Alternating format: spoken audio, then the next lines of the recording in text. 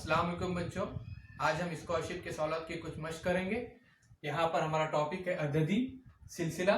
सवाल इस तरह से है 3, 4, 2, 5, 6, 3, 7, 9, 8, 4, 5, 7, 2।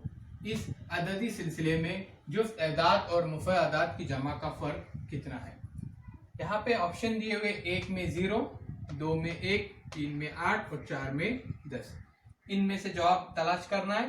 तो सवाल पर गौर करेंगे। इस अददी सिलसिले में जुफ्त एदाद और मुफ़ादात की जमा का फर्क है। तो जुफ्त एदाद और मुफ़ादात, फिर इनकी जमा और फिर जमा का फर्क देखना है यहाँ पर। तो सबसे पहले हम इस तरतीब में लिखेंगे जुफ्त एदाद की जमा, फिर मुफ़ादात की जमा और फिर दोनों की जमा का फर्क जो हमको सवाल में करने का है वो। उसके बाद सबसे पहले हम देखेंगे जुफ्त एदाद। तो सबसे पहले 3, तो 3 ये मुफ़ादात में आता है, इसलिए यहाँ पे लिखेंगे जमा की सिंबल, जमा करने का, इसलिए इसको कट कर देंगे यहाँ से। फिर उसके बाद 4 जुफ्त अदद में आएगा, इसलिए यहाँ पे लिखेंगे। फिर 2 गौर करने की बात है कि ये जुफ्त अदद भी है और मुफ़ादात भी है, इसलिए ये दोनों जगह पे आएगा। तो दोनों जगह पे लिखेंगे जमा की सिंबल। फिर उसके बाद 5 मुफ़ादात की जगह पे। फिर 6 ये जुफ्त अदद पे। फिर 3 मुफ़ादात पे। फिर 7 मुफ़ादात पे। फिर 9, ये भी सवाल यहाँ पर दिया गया आता है, ये भी गौर करने की बात है कि 9 न ही जुफ्त अदद है और न ही मुफ़ादात अदद है, इसलिए इसको यहाँ पर गोल करके दायरा बना के हम अलग रखेंगे, यहाँ पे उसको नहीं लिखेंगे। उसके बाद हम अगला अदद देखेंगे 8 जुफ्त अदद में।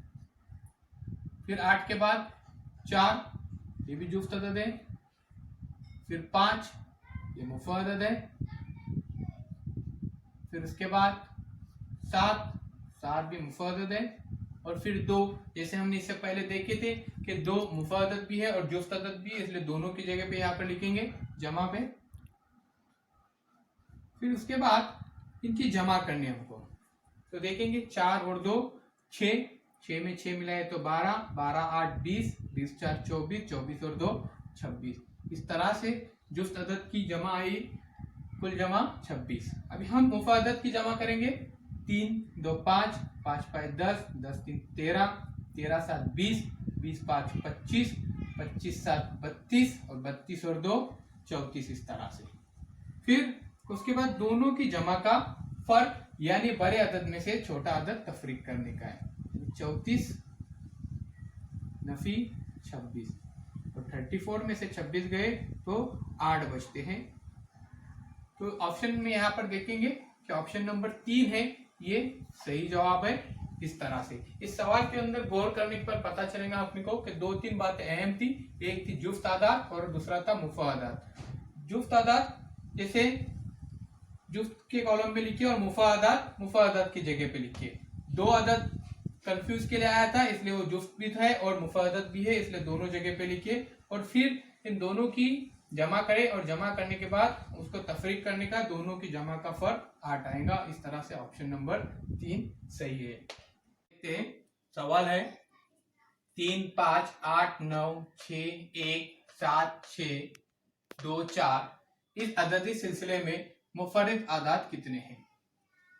ऑप्शन में है 2 4 3 और 5। तो यहाँ पर देखेंगे, सवाल पे गौर करेंगे तो एक ही चीज पूछा गया यहाँ पर, मुफ़ादात कितनी है। तो सबसे पहले हम देखेंगे कि मुफ़ादात में यहाँ पे 3, तो 3 है मुफ़ादात है। उसके बाद 5 के बाद 8 है, ये मुरक्कब अदद, इसको कट कर देंगे कि 9 भी मुरक्कब अदद है, 6 भी मुरक्कब अदद है। फिर 1 नई मुरक्कब अदद है और 9 ही मुफ़ादात है। उसके बाद 7 मुफ़ादात है, 6 मुरक्कब अदद है। उसके बाद 2 मुफ़र्रद अदद है। उसके बाद 4 मुरक्कब अदद है।